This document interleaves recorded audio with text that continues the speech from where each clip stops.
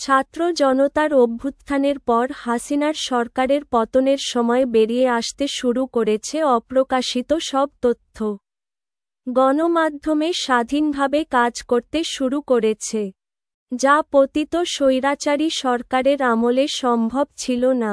এক যুগের বেশি সময় বন্ধ থাকার পর পুনরায় চালু হওয়া আমার দেশ পত্রিকার অনুসন্ধানী রিপোর্টে বেরিয়ে এসেছে ভয়ঙ্কর সব তথ্য। পশ্চিমাদের নজর কাড়তে পতিত স্বৈরাচারী শেখ হাসিনার সরকার সৃষ্টি করেছিল জঙ্গিবাদের নাটক। ক্ষমতায় টিকে থাকতে ইসলামফোবিয়া নামে হত্যা করেছিল নিরপরাধ মানুষ। এসব রিপোর্ট প্রকাশিত হয়েছে পত্রিকাটিতে।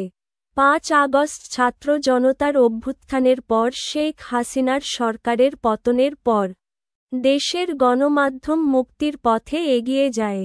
প্রায় এক যুগ বন্ধ থাকার পর আমার দেশ পত্রিকা পুনরায় চালু হয়। এই পত্রিকার অনুসন্ধানী রিপোর্টে উঠে এসেছে, জঙ্গিবাদের নামে নিরীহ ৯ তরুণকে গুলি করে হত্যা করা হয়। রিপোর্টে উল্লেখ করা হয়, ৮ বছরের বেশি সময় আগে রাজধানী কল্যাণপুরের জাহাজ বাড়িতে পুলিশ একটি তথাকথিত জঙ্গি বিরোধী অভিযান চালায়। সেই অভিযানে পুলিশের গুলিতে নিহত হয় ৯ তরুণ। তাদের মধ্যে কেউ গার্মেন্টস কর্মী, কেউ শিক্ষার্থী। তবে ৭ জন ছিলেন দরিদ্র পরিবারের সন্তান। তাদের পরিবারকে কিছু জানানো হয়নি। মৃতদেহ দেয়া হয় আঞ্জুমান মফিদুল ইসলামকে। ২০১৬ সালের ১৬ই জুলাই জাহাজ বাড়িতে পুলিশ অভিযান চালায় এবং হত্যাকাণ্ড ঘটায়। বরাবরের মতো পুলিশের দাবি ছিল, দরজায় নক করলে গুলি চলে এবং ব্রেনের তীব্র আক্রমণ হয়। তবে তদন্তে উঠে এসেছে, এসব হত্যাকাণ্ড ছিল ঠান্ডা মাথায় পরিকল্পিত। যুবকরা ডিবি হেফাজতে ছিল। সেখান থেকে তাদের তুলে নিয়ে গিয়ে হত্যা করা হয়। আর এই হত্যাকাণ্ডকে জঙ্গিবাদের গল্প বানায় হাসিনার সরকার।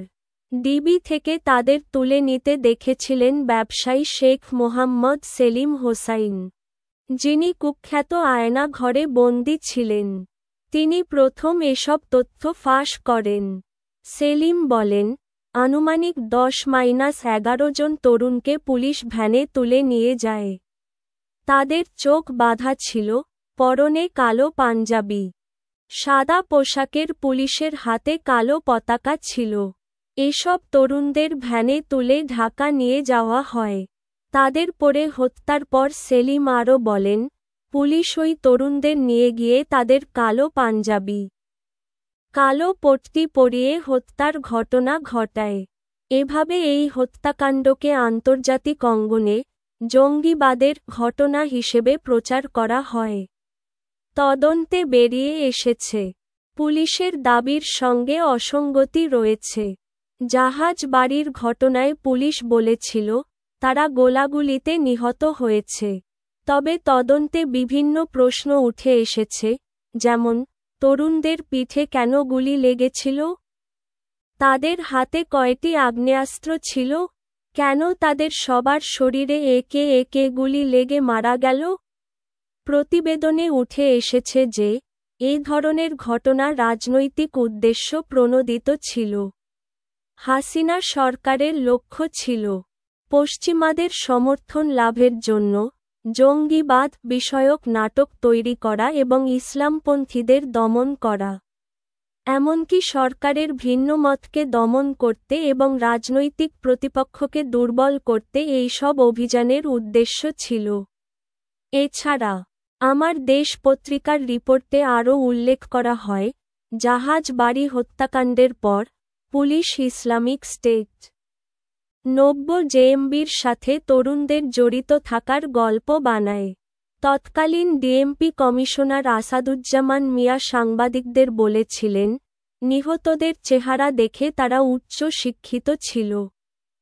অথচ নিহতদের মধ্যে ৭ জনই দরিদ্র পরিবারের সদস্য।